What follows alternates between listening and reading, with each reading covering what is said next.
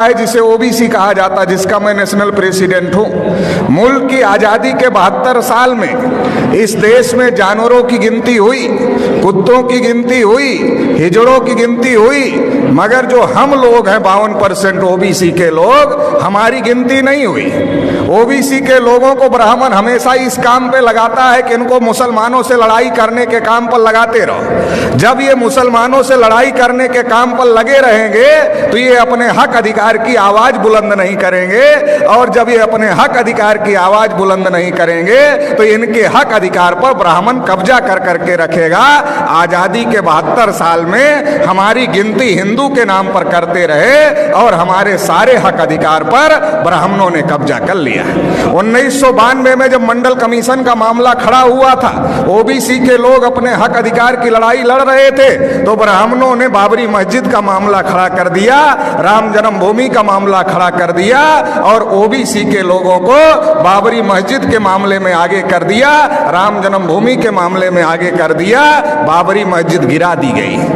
और जो ओबीसी की नौकरियां थी, जो 12 करोड़ नौकरियां ओबीसी को मिलने वाली थी, वो ओबीसी को नहीं मिली, उस पर ब्राह्मणों का आज भी कब्जा है। और मुसलमानों की मस्जिद चली गई, मतलब हमारी नौकरियां चली गई, आपकी मस्जिद चली गई, और रिजल्ट आया ब्राह्मणों के फेवर में, मंदिर बन गया। अभी मोदी जी अपने को ओबीसी कहते हैं, मगर उन्होंने ट्रस्ट घोषित किया, ट्रस्ट में एक भी ओबीसी के आदमी को मेंबर नहीं बनाए। जब मुसलमानों से लड़ना है तब हम हिंदू हैं, जब हम अपने हक अधिकार की बात करते हैं तब हम हिंदू नहीं हैं। मुसलमानों से लड़ाने के लिए हमको हिंदू बनाते हैं, और इस देश में हिंदू है कौन? ओबीसी के लोगों को ब्राह्मणों ने हजारों साल से शूद्र बनाकर रखा, पढ़ने लिखने के अधिकार से, धन संपत्ति रखने के अधिकार से, बोलने सुनने के अधिकार से, सभी अधिकार से वंचित करके रखा। लिखा मनुस्मृति में, अगर आंख से ज्ञान देख ले तो आंख में सूजा डाल देना चाहिए, उच्चारण करे तो जीभ काट लेना चाहिए, और अगर कान से ज्ञान का एक शब्द सुन ले तो कान में शीशा पिघलाकर डाल देना चाहिए, ये लिखा। शेड्यूल कास्ट के लोगों को अछूत बना के रखा, आदिवासियों को जंगल में रहने के लिए मजबूर किया, तो देश में हिंदू है कौन? ब्राह्मणों ने हमारे ऊपर इतने जुल्म ढाए, हमें अछूत बनाया, हमें शूद्र बनाया, हमें जंगलों में रहने के लिए मजबूर किया, तो हमारा धर्म और ब्राह्मण का धर्म एक नहीं हो सकता। हम हिंदू नहीं है। आप रामायण पढ़ लो, महाभारत पढ़ लो, गीता पढ़ लो, वेद पुराण पढ़ लो, श्रुति स्मृति पढ़ लो, कहीं पर भी हिंदू लिखा हुआ नहीं है, क्योंकि ये हिंदू हिंदी भाषा का शब्द नहीं है, ये हिंदू संस्कृत भाषा का भी शब्द नहीं है, ये पर्शियन भाषा का शब्द है, जिसका अर्थ होता है हारा हुआ, नीच, कायर, काला, चोर, गुलाम।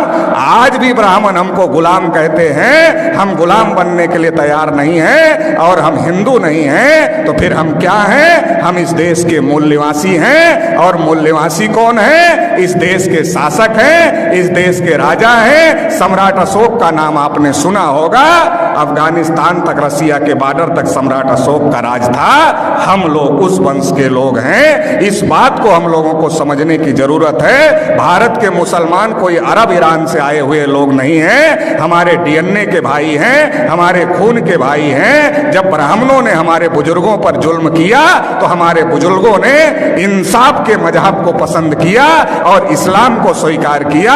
भारत में जो मुसलमान हैं हमारे डीएनए और खून के भाई हैं, इस बात को ब्राह्मण जानता है। इसलिए दंगे में हम मरे या दंगे में आप मरे, ब्राह्मण की सेहत पर कोई फर्क नहीं पड़ता है। हमारे और आपके बीच में ब्राह्मण आ गया है, उसको बीच से हटाना होगा, भाई को भाई से गले लगना होगा।